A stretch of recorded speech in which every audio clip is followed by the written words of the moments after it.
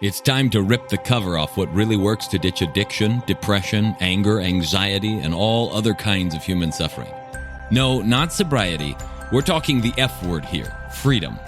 We'll share straight from the trenches what we've learned from leaving our own addictions behind and coaching hundreds of others to do the same. And since it's such a heavy topic, we might as well have a good time while we're at it.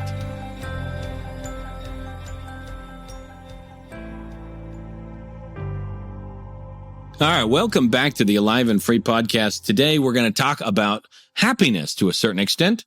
What the heck is it? I mean, let's be honest. If you asked everybody on the world what happiness was, they would give you an activity that they do, or they would give you a certain description of a feeling in their chest, and everything that they would describe would be something that isn't lasting. It would have a beginning, a middle, and an end. One of the reasons I like the word freedom is that it doesn't have that kind of discrete, it's an event kind of thing, that freedom is an overall sense of well-being in a very, very real way, okay? But a lot of people get confused about that. And what's more often the case nowadays in society is that people confuse happiness with getting something. So the founding fathers, as I mentioned a couple weeks ago, they made this horrible, egregious mistake. And yes, I am somebody who is willing to question even the great and venerated founding fathers. And anybody who's willing to look at life should. Because unless it's something that you see in your own experience, just trusting their words because they have a famous name doesn't mean that it's worth anything. It just means that you're one of the sheep. You're somebody who is following along and may or may not be being duped. You look with your eyes.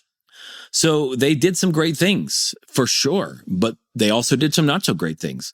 It's just like, Max Planck, the kind of guy that brought us quantum mechanics and all these other things. When he went to his university in Germany, I think it was at Leipzig or somewhere in there, his teacher told him, he was interested in physics, right? And his teacher told him, no, look, we've already figured out everything that there is to figure out in physics already. There may be a few small little things to figure out, but every discovery that needs to be made has already been made. This was before quantum mechanics. This was before space travel, airplanes, computers, microchips, silicon, superconductors, or whatever else is being made these days. This is before so many other things that have happened, that atom bombs and all of these other things.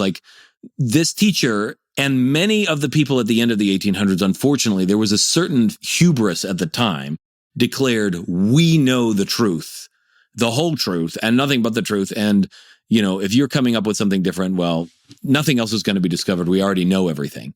It was that level of hubris with regard to diet and exercise, with regard to addiction and things of that nature. There's so much of it. And not everybody, by any stretch of the imagination, but some really dominant ideas came as a result of people making some really outlandish claims in a compelling way that weren't actually true. Turns out Max Planck was like, well, I'm not interested in discovering anything new. I'm just interested in really understanding how things are. In other words, he opted not to be famous, not to be special, but to be somebody who really understood by seeing how it all worked. And as a result, all the things that came from him came after that. It's pretty amazing, right? And so, yes, there's some beautiful, amazing things that people in the past have done, but they can have the tendency toward a certain amount of hubris. And the same thing happens with the founding fathers, where what they were looking for was the pursuit of happiness, right, is what they wrote, even though that seemed to mean at the time the pursuit of real estate, which is still going on today in the United States, if you may or may not recall. And in that unfortunate choice of words, they ended up sort of sentencing the American public to the notion that something outside of themselves is the source of happiness. When you're feeling happy, where does it come from? Does it float in through the window on the breeze? Does it somehow someone come and inject it into you? Do they spit on your face and, oh, look, happiness is coming. Oh, cool. Now I'm feeling happiness. No, happiness isn't a thing. It's a label we place on a certain kind of experience. So people went chasing happiness, what they think is happiness anyway. But most often what happens is this. You're going about your daily life, you're scrolling through Facebook, or you're clicking on YouTube or something, and an ad pops up. You're fine. You're perfectly fine, content, enjoying your life, and an ad pops up and it tells you, hey, if you don't have this thing, you're probably not living well. You're probably missing out. And so people start, oh my gosh, I've never thought about that. That tent right there. I mean, we have a tent already, but it's not as good as that tent. And if we're ever going to go camping, I mean, we need a tent that sets up at least 10 seconds faster than the other one. Because if it's not the fastest tent setup on the planet, then yeah, there's no real use for having the tent that we have. And all of these comparisons come up. They may be ads for tents. They may be ads for clothing. They may be ads for shoes or for a nicotine patch or for the next latest therapy or a grand adventure and a huge vacation getaway. And every single one of them now creates a comparison in your mind where you are literally agitating yourself with the notion that you are missing out on something. That agitation starts to create the need to create a goal. You might feel inspired by that agitation. Oh my gosh, that would be amazing. Yeah, I really need that. That will be now the source of the next amazing experience I have, because we still think that happiness is the goal, like these amazing experiences. And so what you're experiencing is not anything other than the agitation of your own mind. I really want this. I really want this. I really want this means I don't have this and I need this, or it's in some way, shape, or form, maybe not required for human survival, but for me to really enjoy my life, I really need this. And if I don't have it, I might miss out on something. That agitation is actually making you feel worse. So that by the time you're striving for something, you finally get to the point where you get it. And what you experience is the relief from your own agitation, and you mistake that for happiness. Let me say that again. Most often, what people think is happiness is simply the relief from their own self-inflicted agitation about not having something. That's not happiness. That's called relief. And you would have experienced it all along if you hadn't been busy agitating yourself about how your life is not good enough in the first place, about how things need to be different for you to be happy. All because from the time you were a kid, everything around you has been positioned, especially with modern advertising, to make you feel like your life cannot be happy unless you have certain experiences, unless you do certain things, unless you own certain things. And that's exactly what advertisers want you to think, because then that manipulates your emotions to make you make a buying decision that is completely irrational. You don't need another set of pens. You don't need, like I did the other day, I have a bunch of flutes and musical instruments that I play on from time to time, but I'm like, oh my gosh, this would be so amazing. I can imagine myself doing all these things, because I had this cool experience watching an advertisement or watching somebody else do it. And all of a sudden I think that's the key to real life. And I fall into that trap, and then I get it. And it takes me like zero time to realize, oh yeah, this is just another thing. Well, cool. I can keep it or not. And so I still get duped by these from time to time. And usually it's in a time or place where I'm feeling a little bit of unease in my system, and I happen to be seeing an advertisement at the same time, and then I kind of get sucked into it. Most people's definition of happiness is not real happiness. So what would happen if we changed that? What would happen if we decided to frame it in new language? Well, this happened. I may have told this story before. The Buddha, he had been teaching for some period of time, right? One who never claimed to be a king, never claimed to be an emperor, never even claimed to be anything other than a person who was awake.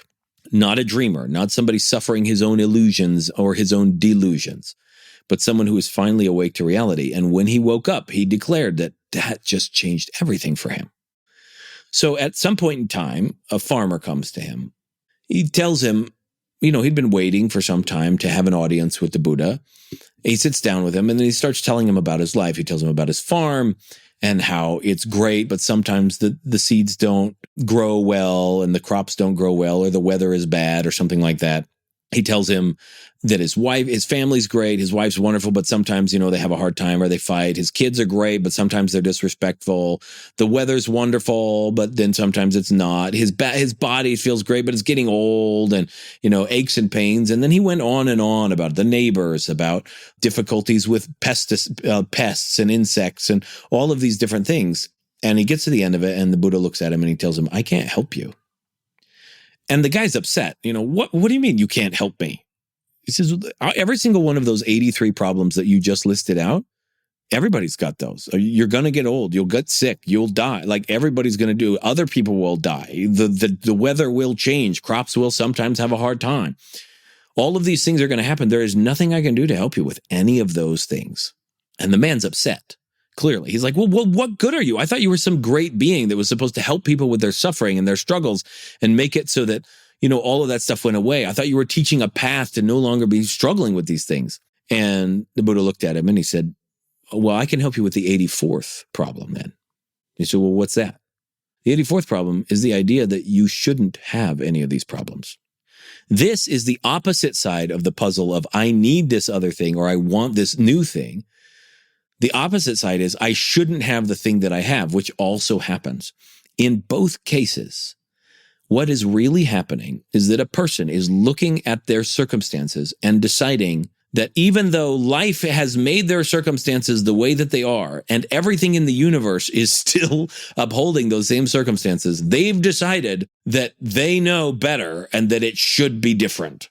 So they're running around with this fantasy delusion in their head, trying to pretend that everything should be different and trying to therefore do the impossible, which is to beat life at its own game and to magically make it different than it is. You hear this when people said, oh man, if only I had done this, then this would have happened. There was a whole episode, I don't remember what it's called, that I did on modal claims and what that actually means, which is just, you just barely made up a story in your head and created an emotional experience about it because you didn't like the experience you were having. Oh, you should do this, or you shouldn't do that, or I could have done this, or I would have done that. All of those descriptors, all of those statements, every single one of them is a person checking out from reality and running into their brain and deciding, hey, I'm just going to pretend the world is different so that I can have the emotions that I want to have. How long does that work for you guys? How long do you think it'll work for you to just stick your fingers in your ears, close your eyes and go, la, la, I can't hear you, before reality doesn't kind of come knocking? At some point in time, you're going to have to go to the bathroom. At some point in time, the neighbor's going to call. You might actually have to go out and get a job or put some food on the table. And so you keep running back and forth, and people keep running back and forth. I don't mean to keep saying you, but people keep running back and forth between their fantasy world where they're pretending the world is different and between the world that is demanding their attention because they have decided that it should be different.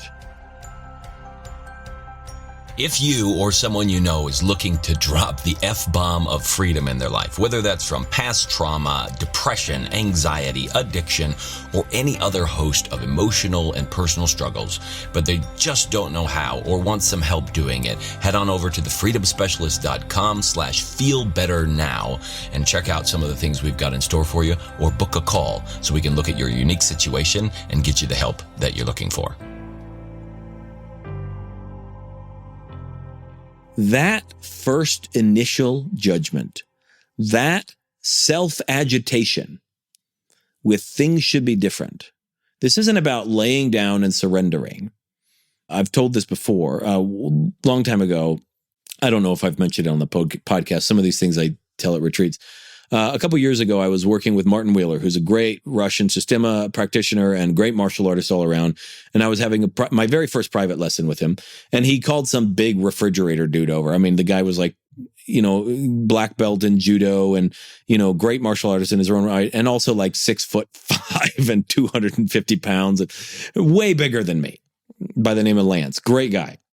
And so Martin gave him a knife and he's like, well, let's see what you can do. He wanted to assess this new student. So I do my best, but I'm doing my best to avoid and dodge and try and manipulate him in some way, but I'm doing it all wrong. I'm stiff. I'm not getting killed, but I can't affect the guy because my brain is like stuck on, oh my gosh, it's a big guy. He's bigger than me. There's not a lot I'm going to do. I defeated myself before I even started. So Martin stops it. He's like, okay. Martin's still bigger than me, and his fists are like Mack trucks. Oh my gosh. And so he grabs the knife and he's like, look, here's what I want you to do. I'm going to kill you, right? I'm going to stab you with this knife. It wasn't a sharp knife. It was a training knife. Still metal and still definitely painful if you resist it. But he's like, I'm going to stab you. And what I want you to do is just go with it. So the first time I'm going with it and I'm trying to second guess it, I'm a little stiff. He keeps kind of changing the direction on it. And every time he changes direction, I'm trying to like avoid it and stuff. I'm getting a little bit jerky. And at the very end, I get tied up in this spot and I eventually just kind of collapse on the ground laughing like, all right. And he gets in my face and he holds the knife right in my nose almost. And he goes, no, don't just give up. Don't surrender to this. Pay attention. This is happening. You need to watch it the whole time. Don't just give in. And, okay, cool. I just got scolded. That wasn't exactly the greatest feeling. So I get up. I'm like, okay. So then the next time he starts going, and the whole time I'm just staying with the knife. I don't allow myself to collapse. I don't allow myself to give in with it. And at the very end, like I finally lay down on the floor kind of very nicely and like smoothly as I'm avoiding the knife just where it's at. And he's like, okay, good. Now you're relaxed. See, too often, people mistake accepting things as they are for surrendering and being a victim to things as they are. And that's why they're looking for a way out. It's because they think they're somehow powerless and they've given the power of their freedom and their deliverance to something else. They look in religions for it, and some people use religion very intelligently. I'm not bagging on religion necessarily, right? There are some people that use it very consciously, but there's a lot of people that use religion as a way of being unconscious in their life, a way of surrendering and being a victim to things and not actually taking responsibility for what they can do. And people use cars and real estate and money and relationships with women or men, multiple relationships. They use fame, they use food, they use drugs and alcohol. They use all kinds of things as the source of their own happiness. They use an identity, a reputation, a personality, a resume, all the things that I've talked about in the past couple of weeks that I myself have done as a means of seeking for some kind of deliverance because they've surrendered, they've given up, they've stopped pretending. They've started pretending that they can't do anything from where they're at. That's not what I'm talking about when I'm suggesting that you embrace reality as it is. I would like you to consider embracing it more like dancing with it. So when you dance with somebody, you have to accept everything that they do. You can't just beat them into submission. You lead and then follow, or they lead and then you follow. You have to accept it, and then you do what you can with it. To yield to traffic going on the freeway, you yield to them, meaning you accept the fact that there's a car in the right-hand lane, and you either slow down or speed up, and you adapt according to what's there. All of your choice is still there. The circumstances are what they are. That's what I'm suggesting needs to happen with regard to life itself. Because the minute there is that judgment that life should not be this way, you've gotten into a street fight with life. Guess what? Life wins every time. There is nothing you can do to change this moment. You might have some influence over the next moment, but not if you're busy believing that you are a victim to this moment. All right? So now that we've gotten out of the victim mode, and hopefully that's a little bit of a fire under your bum. Now that we've gotten out of the victim mode, how do we describe what happiness would be if it isn't just this, I have to have this achievement or this one experience or this one event? How do we describe what happiness would be if it isn't anything that a human being does? If it's just a state of being? If it isn't anything that disappears, what would it be? And I would say that the best words that I have for it are things like freedom or just well-being. I want you to think about the one time or the many times, depending, that you zoned out. You were somewhat tired or your brain was a little bit full and you just zoned out.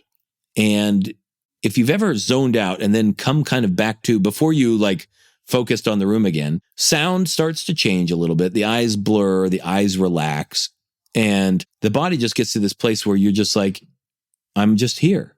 That's it. I'm just here. That's a beautiful experience. There's a reason the brain does that, because it feels good. It's relief from all the agitation and all the squeezing that happens in the brain. What some brain scans and brain studies have indicated, and some research has indicated, is that there is a certain pleasure and pain threshold. It's a certain homeostasis or balance that the brain seems to want to be in. And if you go too far in any direction, too far trying to squeeze pleasure out of your system, then the brain has to compensate for that by producing its exact opposite. Pleasure and pain are two sides of the same coin. When you get one, the fear of the other shows up, and the loss of the one produces the sense of loss. And so people seeking pleasure, actually what they end up doing is finding pain. They might get pleasure, but on the other side becomes pain. People seeking pain or people using pain, often like no pain, no gain, and they're using stress in order to produce pleasure as the byproduct. But either way, the brain is somewhat stressed. But there's a place in the middle where there isn't any necessarily emotion either way. There is just this sense of overall well-being that's there. That's what we're talking about, right? And I remember years ago, and when I went to Canada and I was working with Vladimir, and we were working on improvised weaponry, particularly using people's clothing for takedowns, jackets and shirts and whatnot, and different ways of using it. And it was raining all the time, and he was walking by, and I was trying to show that I was an amazing martial artist, whatever. And I did a move, and one of them worked, and then the next one I kind of got stuck up on it, and I was like, dang. And he's like, no, don't feel sorry for yourself. And I was like, well, what do you mean? So like, these negative emotions are bad. He's like, no, all emotion is bad unless you know how to use it. I thought he was off his rocker. I was like, what do you mean? How could joy be possibly bad? How could love be bad? But what I didn't recognize at the time, and it's taken me a long time to really see for myself, is that every single emotion is like squeezing the juice out of yourself. Tears of joy and tears of pain are still both tears. A tension that comes from excitement and anticipation and, suspense, they also come from fear and terror and all that other stuff. And all of them are squeezing muscles. They're causing cells to divide and reproduce at different rates. They're adding blood pressure to the system. They're creating chemical changes in hormones. The body doesn't know which one is which. It's just experiencing the after effects of both of those things. And the only difference between the pleasurable ones and the painful ones, yes, there's a slightly different hormonal thing, but that's because of your relationship to it. You think one thing's awesome, another person thinks it's painful, so you have this great cascade chain effect that comes from it. They don't. So there's some after effects of it. But ultimately, the body is experiencing being squeezed both ways.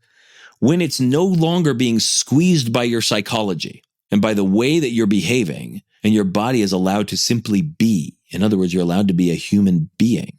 Not possible all day long. I get it. You have to go to work. You got to do other things. But the more often you can release your mind from thinking, the more often you can release your body from having to compulsively do things, the more this well-being that's always there underneath the surface rises.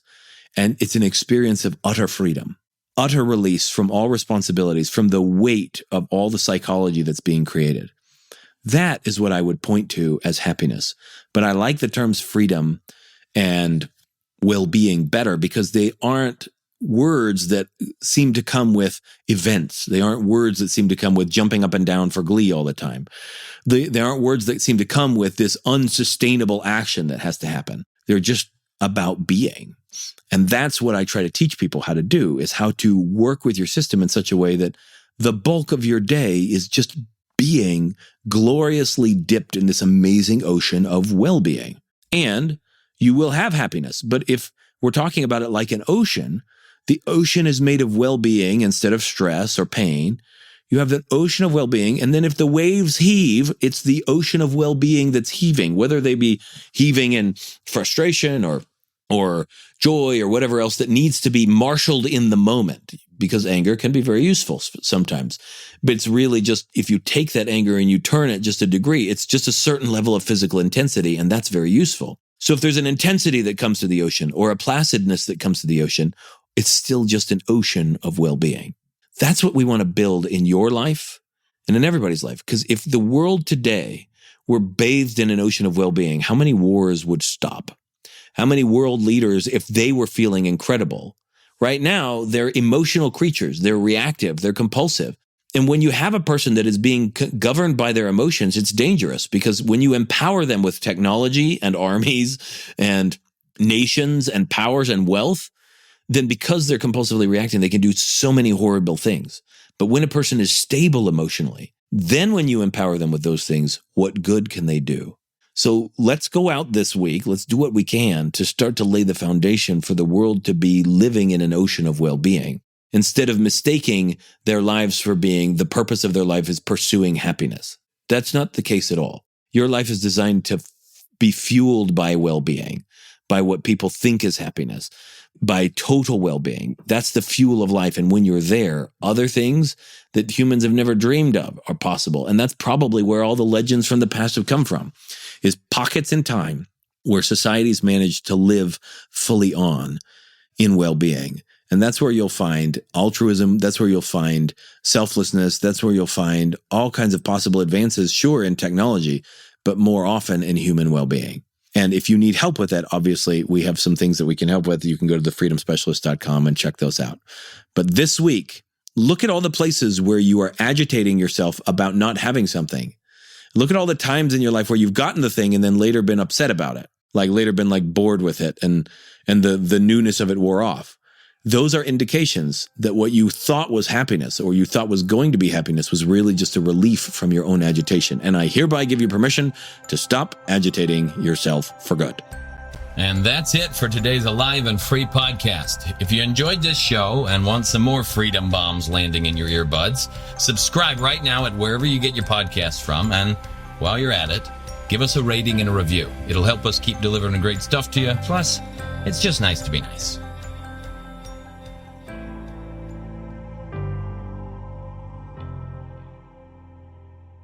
This is thepodcastfactory.com.